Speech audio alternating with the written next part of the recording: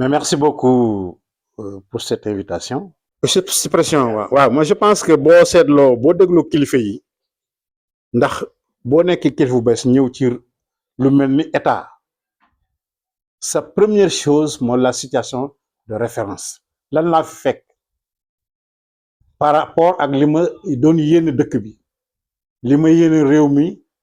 ci jub ak yu bare ci projet et programme éducation santé électricité loolu mooy sa yéene nga ñëw xool lan laa fi fekk nga gam-gamlee lii de mën naa ko léegi dama koy def lii mën naa xaar ndax mënaguma ci situation ngay wut nag ay xaalis moyen yi nga fa fekk nga rationaliser ko te dañuy jàpp ne ñoom bu ñu supprimer au conseil des collectivités territoriales ki amoon budget 8 milliards non 7 milliards 810 millions conseil économique social et environnemental amoon 7 milliards 541 millions 0,54 francs boo ko boole ci at mi presque mat na 15 milliards boo leen boole juróomi at yi ñëw ça fait presque 75 milliards jàpp nañu 75 milliards mun na tabax hôpital ndax hôpital Kaffrine bi 25 milliards bu Sédhiou 25 milliards ba 25 milliards bu Touba moo ne presque 30 milliards ba 75 milliards yi waruñ koo xeeb te bu nga yaa ngi taataat pour am alal mooy rationalisation des moyens man jàpp nañ luñ mën a dégg la mais xam booy rationaliser aussi da ngay dem jusqu'au bout xanaa dañoo tàmbaleegum ci loolu mais la cay des mooy ñàkkul ci ministère yi ay direction yu bëri yoo xam ne war nañ leen xoolaat ndax mënuñ leen boole c'est le crédit de fonctionnement day boole ministère yu bëri boo ko structuré xoolaat boo ko seetee loolu am na ci biir donc ci changement boobu nag dañoo tàmbalee yaakaar naa pareeguñ mais mën nañ jàppagum ne loolu au moins économie loolu daal laa xalaat mais évidemment jàpp naa ne c'est pas am na loo xam ne war na ci mën a ànd loolu dama jàpp Adama Diouf war na mën a nekk une chambre consultative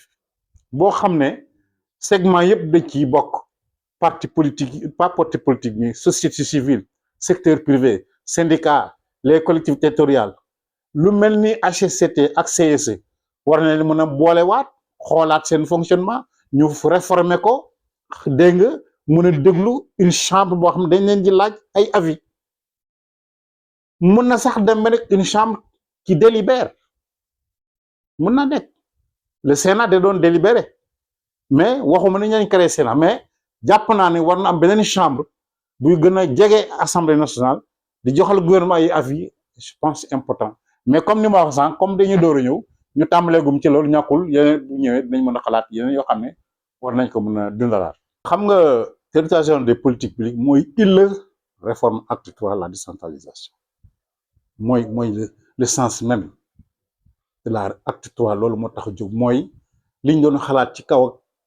ak ci population yi bëgg nañ école bëgg nañ ndox bëgg nañ yoon ndax xat na nangam diggante buleel ak xende diggante buleel jóge boo jaaree jaxaaw di dem woore alluki xende dëkk bi laaneel ñàkkut ñooñu bëgg ay yoon ndax amuñu ko courant bi manqué na territorialisation des politiques publiques mooy nga saytu problème yooyu def ay projet programme yu méngoog li population yi bëgg te mu efficient mooy mu gaaw ndax bëgg-bëgg bi dafa tar au lieu ngay def ay programme yoo xam ne boo ko indee dina mais luñ koy doyee loolu moom musiba la moom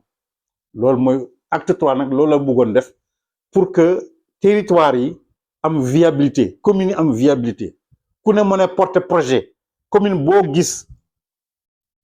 boo gis Sénégal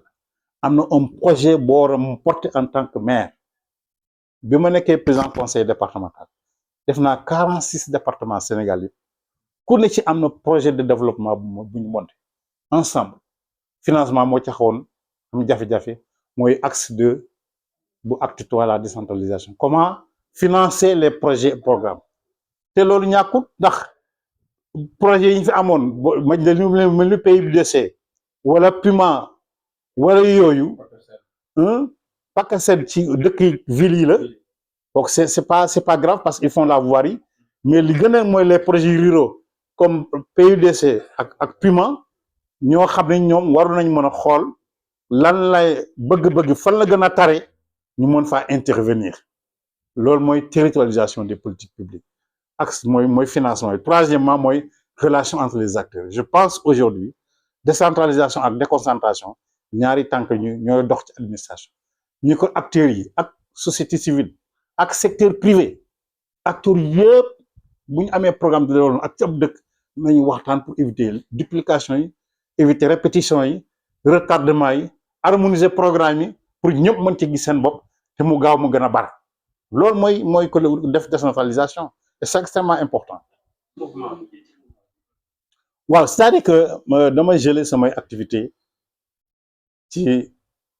alliance pour la République kilifa wax naa ko kilifa yi ma ko war a wax yëpp nag wax dëgg yàlla fi nga xam fa laa nekk buleel gi maa ngi constaté wu naa également ak ñi ma war a waxtaanal nangul nañ ma jëli sama activité pour ne pas dire ma démissionner alors boo gisee lu waxaguma loolu c'est que dafa am ay préalable yoo xam ne ñu ngi koy régler pareegul mais en lieu et place mouvement boo xam ne depuis 2019 bu tuddoon ànd dooleel Adama Diouf moom lañ soppi mu tudd ànd tabax construire ensemble le mouvement MC construire ensemble ndax dama jàpp ne fi mu ne Sénégal fi mu toll ànd lënkaloo nekk benn liggéey am benn objectif rek moo ñu mën a génnee alliance bi nag mouvement bu ko taxawee ba pare boo def ay mouvement alliance stratégique moo ci tegu muy élection locale muy élection législative ku ñëw waxtaan ak ñun ñu xool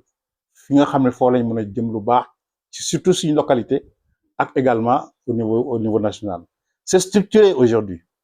au niveau de la commune fu ne am naa fi benn représentant mais niveau national la bëgg la war a law ndax am na comité d'initiative boo xam ne mu ci liggéey au moins